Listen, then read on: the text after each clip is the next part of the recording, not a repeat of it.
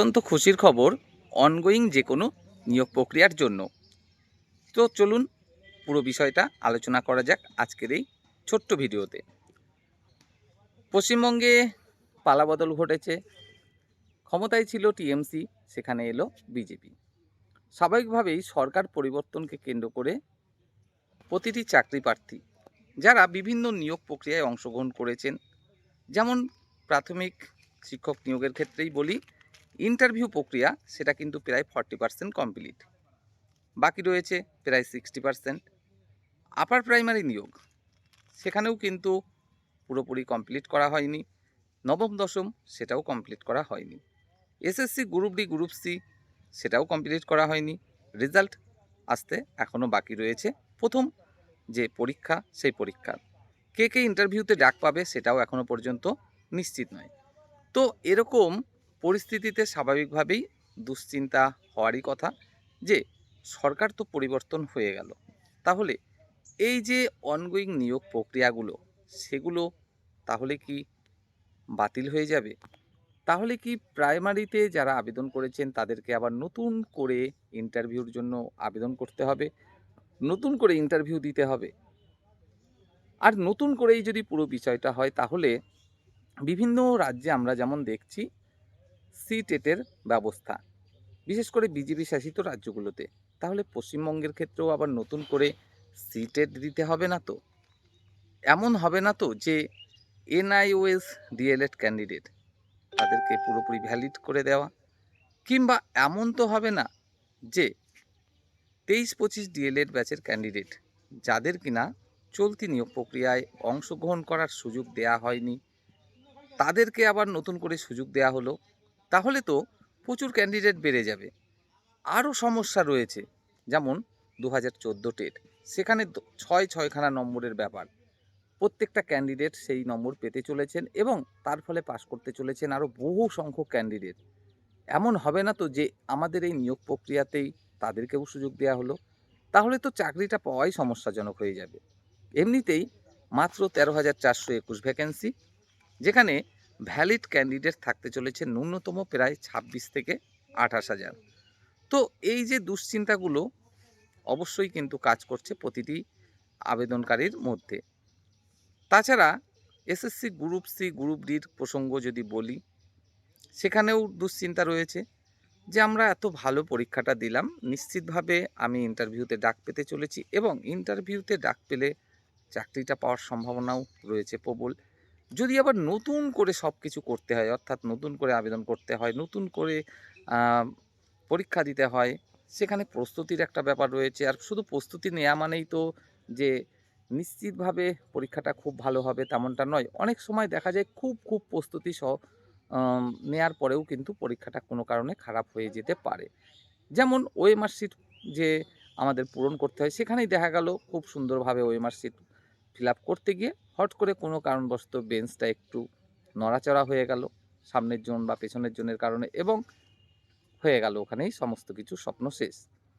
তো বিভিন্ন দুশ্চিন্তা কিন্তু রয়েছে চাকরি প্রার্থীদের মধ্যে।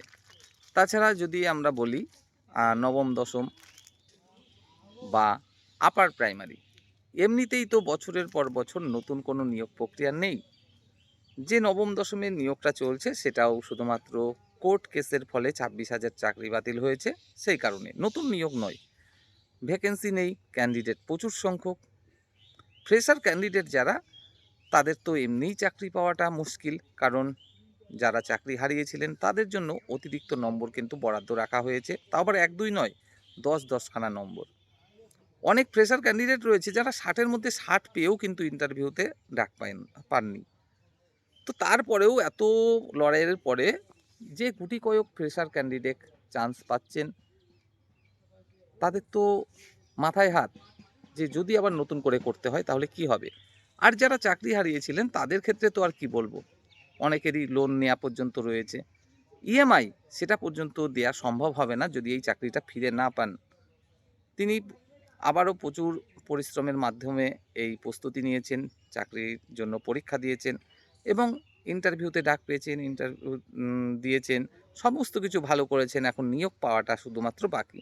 এই মুহূর্তে যদি কোনো কারণবশত দেখা যায় যে অতিরিক্ত নম্বর রাখা যাবে না, সে গ্রুপ সি বলি, গ্রুপ ডি বলি বা আপনার নবম, দশম বলি, প্রতিটি ক্ষেত্রেই যে অতিরিক্ত নম্বর বরাদ্দ রাখা যাবে না, তাই এই নম্বরটি বাতিল করে দেওয়া হলো। আর এই অজুহাত দিয়ে পুরো নিয়োগ প্রক্রিয়াটা আবার নতুন করে শুরু করা হবে।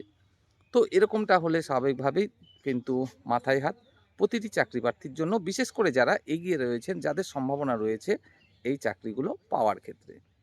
তো প্রত্যেকের জন্য অত্যন্ত খুশির খবর এটাই যে না, কোনো অনগোয়িং নিয়োগ প্রক্রিয়াই কিন্তু বাতিল করা হচ্ছে না। এটাই কিন্তু খবর নেওয়ার চেষ্টায় ছিলাম কয়েকদিন ধরে, এবং অবশেষে জানতেও পারলাম যে না, কোনো রকম নিয়োগ প্রক্রিয়াই কিন্তু বাতিল করা হচ্ছে না।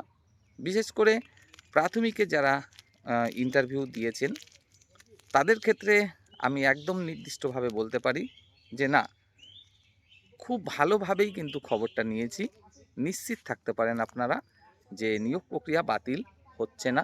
যতদূর ইন্টারভিউ হয়েছে তারপর থেকেই কিন্তু আবারও ইন্টারভিউ প্রক্রিয়া শুরু হতে চলেছে আগামী মাস থেকে। অর্থাৎ জুন মাস থেকে কিন্তু আপনাদের বাকি ইন্টারভিউ প্রক্রিয়া শুরু হতে চলেছে। তবে আপনাদের আরও একটা বিষয় এখানে জানাতে চাইব, এই যে অনগোয়িং নিয়োগ প্রক্রিয়া যেখানে ১৩,৪২১টি মাত্র শূন্যপদ রয়েছে, এখানে না নতুন করে আর কোনো ক্যান্ডিডেট কিন্তু অংশগ্রহণ করার সুযোগ পাচ্ছে না। ৬ নম্বর করে যে দেয়া হবে টেট ২০১৪ থেকে, সেখানে যারা পাস করবে তারা অবশ্যই দাবি জানাবে যে তাদের সুযোগ দেয়া হোক। তারপরেও বলতে চাই যে না, আর নতুন করে কেউ কিন্তু এই নিয়োগ প্রক্রিয়ায় অংশগ্রহণ করার সুযোগ পাচ্ছেন না। আর গ্রুপ সিডিএসএসসির সেক্ষেত্রে বলতে চাইব যে আপনাদের রেজাল্টও কিন্তু যতদূর জানা যাচ্ছে চলতি মাসেই কিন্তু পাবলিশ হয়ে যাওয়ার কথা। অর্থাৎ আপনারা যারা খুব ভালো পরীক্ষা দিয়েছেন তাদেরকে বলতে চাইব, ইন্টারভিউর জন্য আপনারা খুব ভালোভাবে প্রস্তুতি নিন এবং নিশ্চিতভাবে সফলতা অর্জন করুন, চাকরিটা পান। আর বিশেষ করে যারা চাকরি হারিয়েছেন তাদের ক্ষেত্রে তো আরও বেশি ভাবে বলবো যে আপনার চাকরিটা যেহেতু ফিরে পেতেই হবে এই মুহূর্তে, কারণ যে কন্ডিশনের মধ্যে আছেন সেটা খুব ভালোভাবে অনুভব করতে পারছি। কারণ আমার নিজের কাছের একজনও রয়েছেন এই গ্রুপ সি এর ক্যান্ডিডেট। তো তিনিও এই চাকরি হারাদের মধ্যে একজন। যদিও বা আমার নিজের একজন, মানে নিজের বাড়ির মানুষ তেমনটা নয়, আমাদের আত্মীয়র মধ্যেই পড়েন। তো যাই হোক, আপনাদের বিষয়টা অনুভব করতে পারছি।